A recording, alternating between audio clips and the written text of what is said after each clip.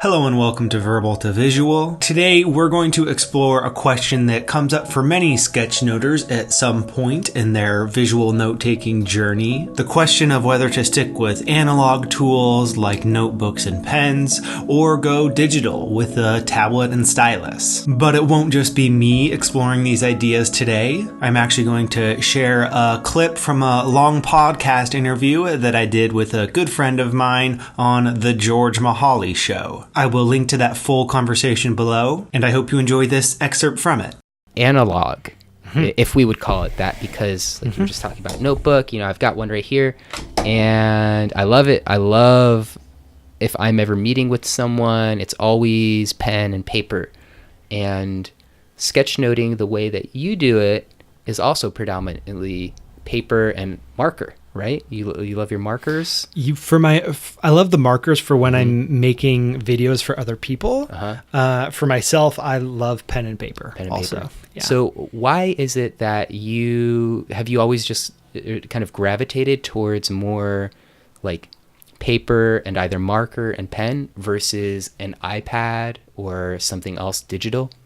Yeah, I've done some experimenting with both. I'm more interested in feel a stronger connection to the pen and paper world because there's because of the simplicity of the tool and how there's fewer moving parts. There are benefits to using something like an iPad because of the additional moving parts. Like what's cool about using an app, the one that I'm most familiar with is an app called Procreate that I think is kind of like an illustration tool first. It's not really built as a note-taking tool. There are plenty of note-taking tools that allow you to draw. But I think when I was exploring, like Procreate was a good place to start. But so what you can do with a tablet is that you have as many colors as you want on hand. That's one of the subcategory of skills and tools that you can bring into visual note taking is instead of just a black pen, maybe you've got a black, a red, and a blue, and you can use those intentionally to help structure the ideas on the page. And as part of that filtering and synthesizing process, decide, okay, not only what am I going to capture, but let me give my black marker a specific purpose, my blue marker a different specific purpose, and a red one something else, right? And then that just kind of helps you flow through. With a tablet, you have whatever number of colors you want on hand. You also can move ideas around. You can okay, let me pick this portion, and even though I drew it first over here, now that we're 30 minutes later in the conversation, I actually want to put it over here instead. And you can use layers. So within these in this case illustration app, you can turn layers on and off in case you want to maybe do a pencil sketch on one layer that you then hide, or just having things that live on a different layer within the digital tool that you can then manipulate. Sometimes that can be helpful, the ability to erase. So there's all these tools that do have helpful applications that can be woven into the note-taking process. But the thing that I haven't spent the time doing is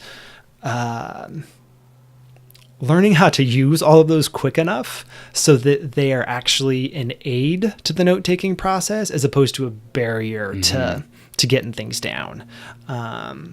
So that's why I tend to prefer pen and paper for specifically what I do.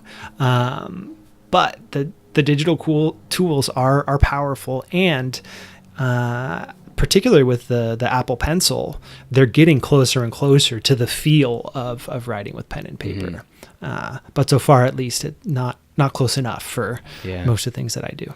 I couldn't agree with you more about sometimes the more simple the tool is, the more effective it is, because it's one less barrier to you getting going with it.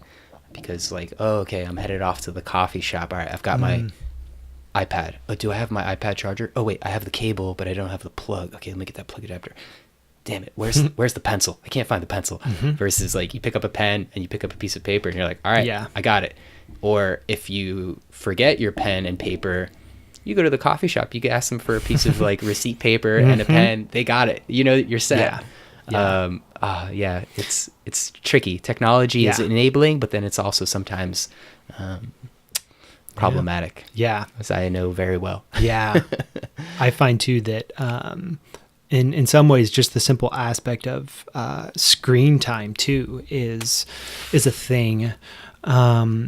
For me at least, like, because I have specific purposes for the iPad and Procreate. It's what I often use for some of like my featured images for a blog post, or mention the podcast. For each podcast episode, I do a little bit of like a title sketch. And I really enjoy all the tools that I just described for creating something that I kind of put into the category of sketchnote illustration. So it's like not just a sketchnote. It's somewhere in between, like a sketchnote and an illustration. But its purpose is to present an idea, or even just, share the title of the latest podcast episode or video or blog post. So I like using it for that, but I noticed that in terms of kind of stamina with a given tool, I get tired of using the iPad if I've been doing it straight for like 45 minutes. I never get tired of like writing on pen and paper and using those tools. So if I'm going to be working with something, if I'm making it my job for a handful of hours each day, that kind of becomes a factor as well, in terms of like how long of a time you can go working with a particular set of tools. That's also what kind of keeps me in the analog camp primarily.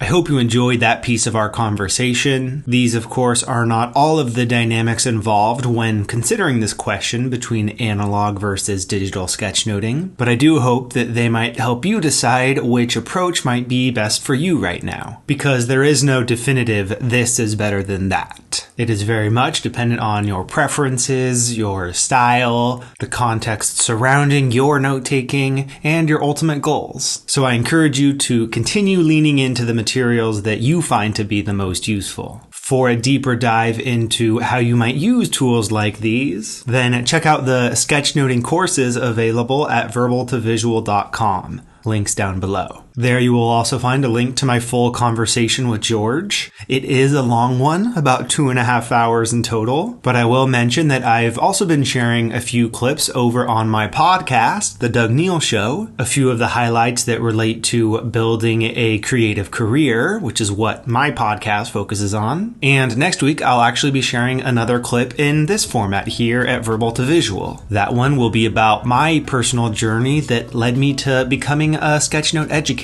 I look forward to sharing that one with you next time. Until then.